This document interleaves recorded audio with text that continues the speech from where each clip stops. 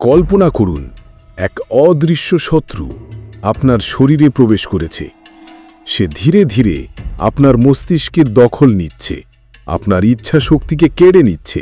আপনি নিজের শরীরেই এক বন্দী, যাকে দিয়ে এমন সব কাজ করানো হচ্ছে যা আপনি কখনোই করতে চাননি।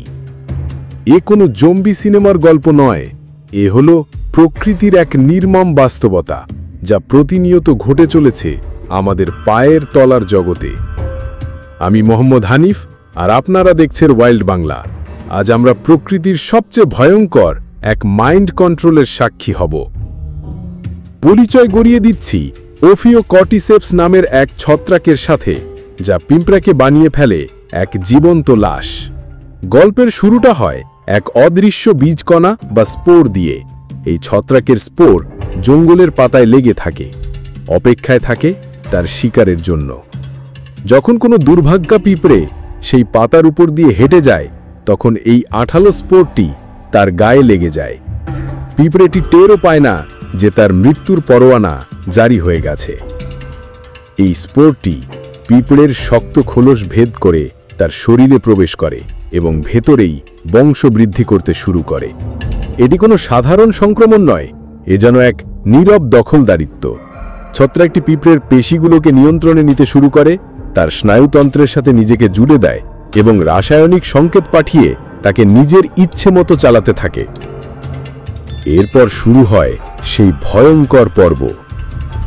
সংক্রমিত পিঁপড়েটি হঠাৎ অদ্ভুত আচরণ করতে শুরু করে। সে তার নিজের দল, নিজের ঘর ছেড়ে একাকী বেরিয়ে পড়ে। ছত্রাকটি তাকে দিয়ে এমন সব কাজ করায় যা কোনো সুস্থ পিঁপড়ে কখনোই করবে না। সে যেন এক ঘোরের মধ্যে রয়েছে।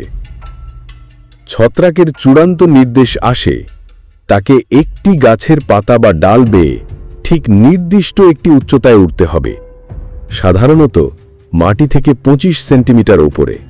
কারণ এখানেই ছত্রাকটির বংশবৃদ্ধির জন্য আদর্শ তাপমাত্রা এবং আর্দ্রতা রয়েছে। নির্দিষ্ট জায়গায় পৌঁছানোর পর ছত্রাকটি তার শেষ নির্দেশ দেয়। পিঁপড়েটি তার জোয়াল দিয়ে সজোরে পাতা বা ডালটিকে কামড়ে ধরে।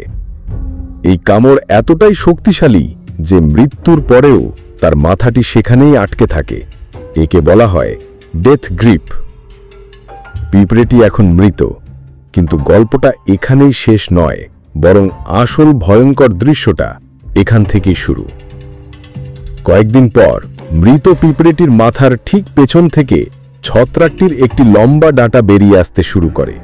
এ যেন এক ভিনগ্রহের প্রাণী তার শিকারের শরীর ভেদ করে বেরিয়ে আসছে।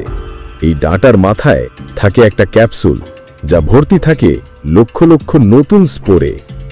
যখন সময় হয়, এই ক্যাপসুলটি ফেটে যায় এবং নিচে থাকা পিঁপড়ের কলোনির ওপর মৃত্যুর বৃষ্টির মতো ঝরে পড়ে লক্ষ লক্ষ নতুন স্পোর। আর এভাবেই শুরু হয় নতুন করে আরও পিঁপড়েকে জম্বি বানানোর এক নির্মম চক্র। সুতরাং এই ছত্রাকটি কেমন এক পরজীবী নয়, সে এক মাস্টার পাপেটিয়ার বা দক্ষ পুতুল চালক। সে তার শিকারকে ব্যবহার করে নিজের বংশকে এগিয়ে নিয়ে যায় এক ভয়ঙ্কর কৌশলে। এটি প্রকৃতির সেই অন্ধকার দিকের উদাহরণ, যা আমাদের মনে করিয়ে দেয় যে বাস্তবতা কল্পনার চেয়েও বেশি অদ্ভুত আর ভয়ঙ্কর। প্রকৃতির এই মাইন্ড কন্ট্রোল কি আপনাকেও শিহরিত করেছে? এই ছত্রাকটি যদি অন্য প্রাণীকেও নিয়ন্ত্রণ করতে পারত, তাহলে কি হতো? কমেন্টে আপনার ভাবনা জানান এবং এই অবিশ্বাস্য গল্পটি সবার সাথে শেয়ার করুন।